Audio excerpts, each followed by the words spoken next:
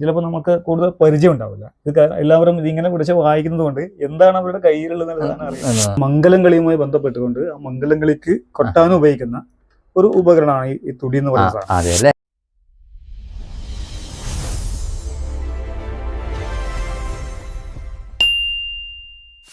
പിന്നെ പുരസ്കാരങ്ങൾ എന്ന് പറയുന്നത് നമുക്കറിയാം, നാടൻപാട്ടിന്റെ പിന്നെ നമുക്ക് എല്ലാവർക്കും അറിയുന്നത് നമ്മൾ കാസർഗോഡ് ജില്ലയിലെ കേരളത്തിൽ അറിയപ്പെടുന്ന സുരേഷ് പള്ളിപ്പാറയുടെ കൂടെ തന്നെ കലാഭവമണിയുടെ പിന്നെ ഒരു അവാർഡ് നേടാൻ വേണ്ടി പറ്റിയിട്ടുണ്ട്. പിന്നെ അതുപോലെ തന്നെ വേദവ്യാസ പുരസ്കാരം, ദേശീയ ഫെലോഷിപ്പ് കിട്ടിയിട്ടുണ്ട്. ഡോക്ടർ അംബേദ്കറിന്റെ പേരിലുള്ള ദേശീയ ഫെലോഷിപ്പ് കിട്ടിയിട്ടുണ്ട് കലാരംഗത്ത്. പിന്നെ അതുപോലെ ഫോക്ലോർ അക്കാദമിയുടെ അവാർഡ് കഴിഞ്ഞ 2 വർഷം മുമ്പ് ലഭിച്ചു. ഇപ്പൊ ഈ വർഷം 2 പേർക്ക്, അതായത് വൈഫ് പാടുന്നതാണ്, അപ്പം നാടൻപാട്ട് ചെയ്യണം, 2 പേരും ഒരുമിച്ച് തന്നെയാണ് പ്രോഗ്രാമിന് പോകുന്നത്. അപ്പോൾ തൃശ്ശൂർ കരിന്തലക്കൂട്ടത്തിന്റെ ഒരു അവരുടെ ഒരു അവാർഡ്, ദമ്പതിമാർക്കുള്ള അവാർഡ് കിട്ടിയത് നമുക്കാണ്. കാസർഗോഡ് ജില്ലയിൽ നിന്ന് കഴിഞ്ഞ 25-ാം തീയതിയാണ് ലഭിച്ചത്. അപ്പൊ അങ്ങനെയുള്ള അവാർഡുകളൊക്കെ കിട്ടിയിട്ടുണ്ട്. അതല്ലേ. അപ്പോൾ ഞങ്ങളിവിടെ കയറി വരുമ്പോൾ തന്നെ കണ്ടു ഒരു സോക്കേഴ്സ് നിറച്ചും മെമൻറ്റോസ്, അതുപോലെ തന്നെ ഷീൽഡ്, ട്രോഫി, എല്ലാ സംഭവങ്ങളുണ്ട്. വളരെയധികം കളർഫുള്ളാണ്. അപ്പോൾ തന്നെ മനസ്സിലായി ഞങ്ങൾക്ക് നിങ്ങൾ എത്രമാത്രം കഴിവുള്ള ഒരു വ്യക്തിയാണെന്ന്. അപ്പോൾ പുതിയതായിട്ട് ഞങ്ങൾക്ക് പരിചയപ്പെടുത്താനുള്ള ഒരു വാദ്യോപകരണങ്ങൾ എന്തെങ്കിലും ഉണ്ടോ? വാദ്യോപകരണം നിങ്ങൾ നേരത്തെ പറഞ്ഞതാണ്, ചെണ്ട ഇതൊക്കെ ചെയ്യാറുണ്ട്. ഇപ്പൊ നമുക്ക് പരിചയമുള്ള ചിലപ്പം ഒരു വാദ്യോപകരണം എന്ന് പറയാൻ പാടില്ല. ഇതിന്റെ ഈ ഒരു സാധനമാണ്. ചിലപ്പോൾ നമുക്ക് കൂടുതൽ പരിചയം ഉണ്ടാവില്ല. ഇത് എല്ലാവരും ഇതിങ്ങനെ പിടിച്ച് വായിക്കുന്നത് കൊണ്ട് എന്താണ് അവരുടെ കയ്യിലുള്ളത് എന്നുള്ളതാണ് അറിയുന്നത്. ഇതാണ് അതിന്റെ ഈ ഒരു ഇൻസ്ട്രുമെന്റ്സ്. മുഖർശംഖ് എന്നാണ് ഇതിന്റെ പേര്. മുഖർശംഖ്. ഇത് ക്ലാസിക്കലിന് മാത്രം ഉപയോഗിക്കുന്ന ഒരു സാധനമാണ്. നമുക്ക് മറ്റു നാടൻപാട്ടിനോ അല്ലെങ്കിൽ മറ്റു പാട്ടിനോ ഉപയോഗിക്കാൻ പറ്റില്ല. ഇതിന്റെ ഒരു കമ്പനത്തിന്റെ ഇത് വെച്ചിട്ടാണ് ഇത് ചെയ്യുന്നത്. ഇത് നമ്മൾ കുറച്ച് അപകടം പിടിച്ച ഒരു മ്യൂസിക്കും കൂടിയാണ്. കാരണം നമ്മളിങ്ങനെ വായിക്കുന്ന സമയത്ത് പല്ല് കൊണ്ട് ഇങ്ങനെ കടിച്ച് പിടിച്ചിട്ട് നാക്ക് കൊണ്ട് ഇങ്ങനെ ചുഴച്ച് ചെയ്യുന്ന ഒരു സാധനമാണ്. അപ്പൊ ഇതിങ്ങനെ കമ്പനം ചെയ്യുന്ന സമയത്ത് നാക്ക് പലപ്പോഴും മുറിയും.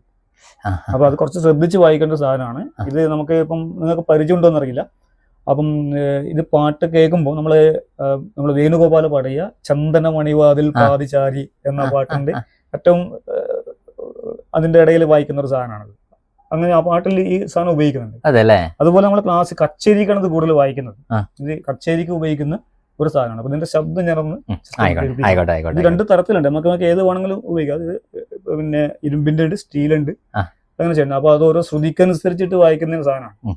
നമുക്ക് രണ്ടും കേൾക്കണം. നമുക്ക് രണ്ടും കേൾക്കാം. ഒരു ശബ്ദം മാത്രമാണ്. ഇത് നമ്മളിങ്ങനെ ഞാൻ നേരത്തെ പറഞ്ഞ പോലെ കടിച്ചു വെച്ചിട്ടാണ് ഇങ്ങനെ കമ്പനം ചെയ്തിട്ട് വായിക്കുന്നത്.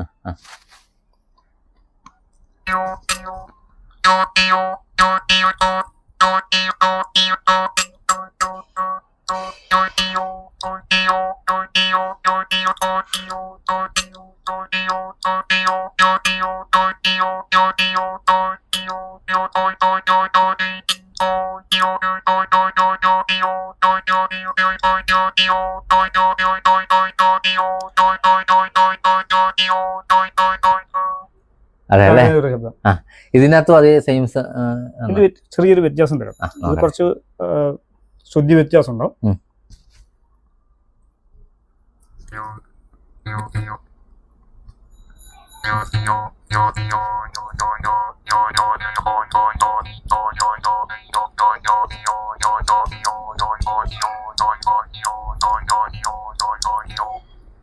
ഇങ്ങനെ വായിച്ചെടുക്കുന്ന സാധനം.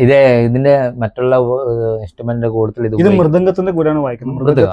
മൃദംഗത്തിന്റെ കൂടെ വായിക്കുന്ന ഒരു സാധനമാണ്. കച്ചേരിക്ക് മാത്രമാണ് ഉപയോഗിക്കുന്നത്. കച്ചേരിക്ക് അല്ലേ? ചില സിനിമ പാട്ട് ഇത്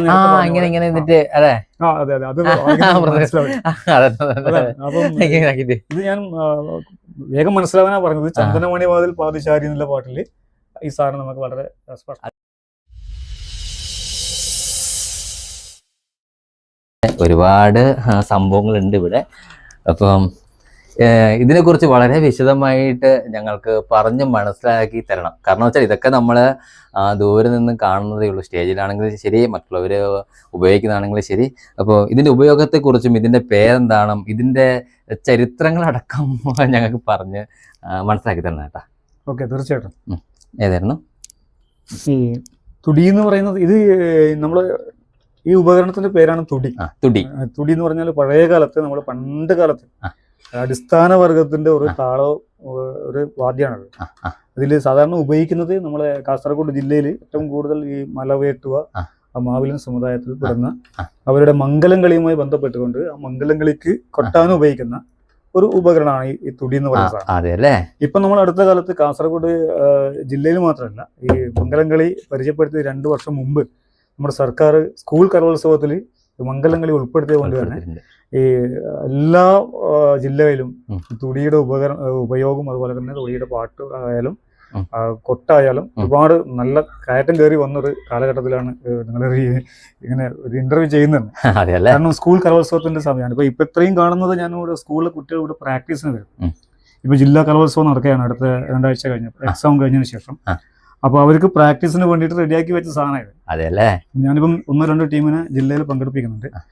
കഴിഞ്ഞ കുറേ വർഷങ്ങളായി സംസ്ഥാന കലോത്സവത്തിൽ വരെ നാടൻപാട്ടിൽ സമ്മാനം കിട്ടിയ ടീമിന് ഉപയോഗിക്കാവുന്ന ഒരു ഉപകരണം കൂടിയാണത്. തുടി എന്നാണ് ഇതിന്റെ പേര്. അപ്പൊ ഇതുപോലെ ചിലപ്പോൾ തെറ്റിദ്ധാരണ ഉണ്ടാവും. ഇതുപോലെ ഞാൻ നേരത്തെ പറഞ്ഞു, അതായത് അടിസ്ഥാന വർഗത്തിന്റെ പിന്നെ താളവാദ്യമാണ്. കാരണം ചിട്ട രീതിയിൽ ഉൾപ്പെടുത്തി അത് പാൺതുടിയുണ്ട്, പെരുന്തുടിയുണ്ട്, അങ്ങനെയൊക്കെയുണ്ട്. പാൺതുടി, പെരുന്തുടി. അപ്പൊ അതിനാണ് ഈ മംഗലങ്ങളിലേക്ക് ഉപയോഗിക്കുന്നത്. 2, 4, 5 പേര് വ്യത്യസ്ത രീതിയിൽ വായിച്ചെടുക്കുന്ന ഒരു സാധനമാണ്.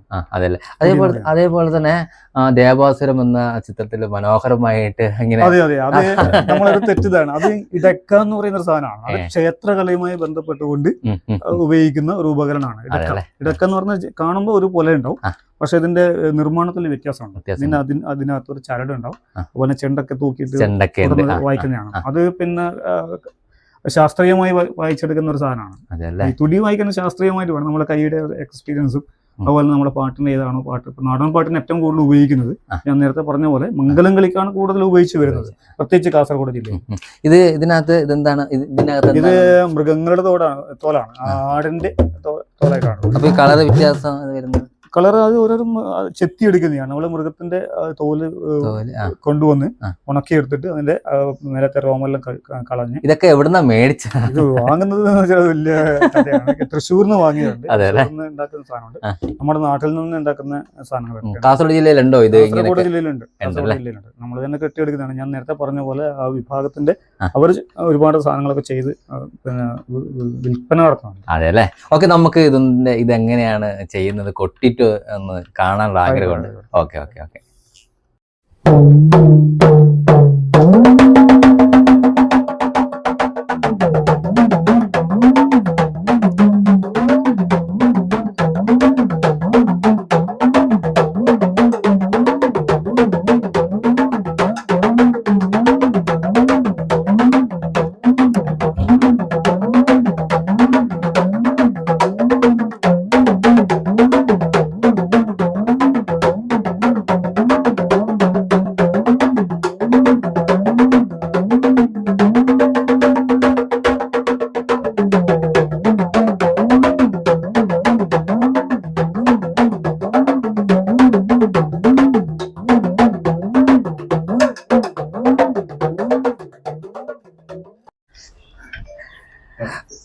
നമ്മള് ഈ തൊടിയുടെ ശബ്ദം നമ്മൾ കേട്ടു.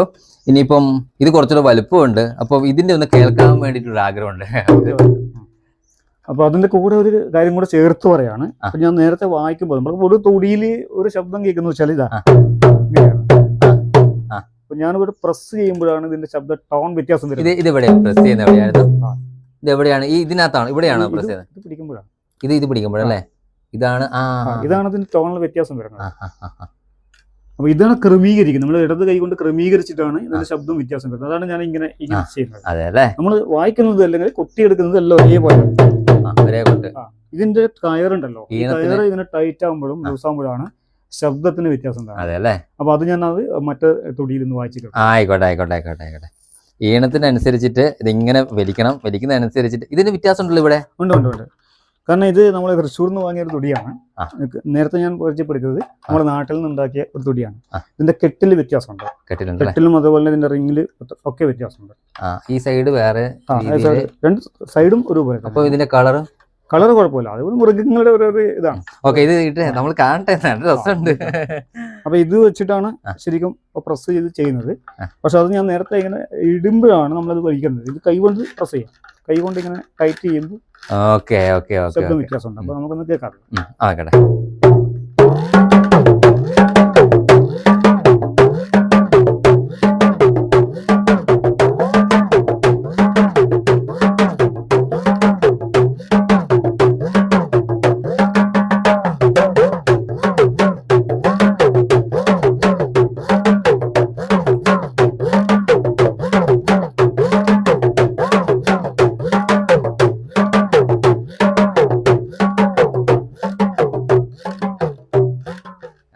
ഇത് ഈണത്തിന് അനുസരിച്ചിട്ട് നമ്മൾ ചെയ്യണം അല്ലേ?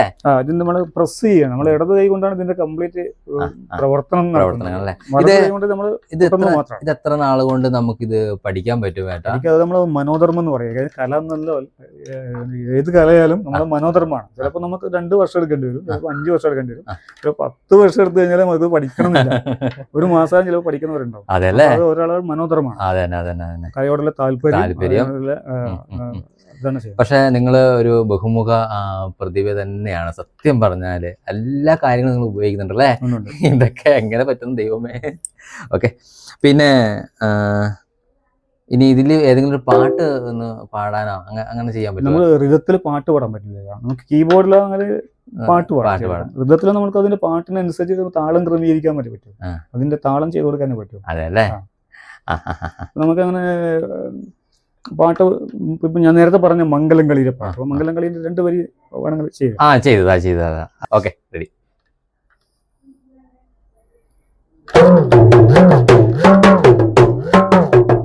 കൂടി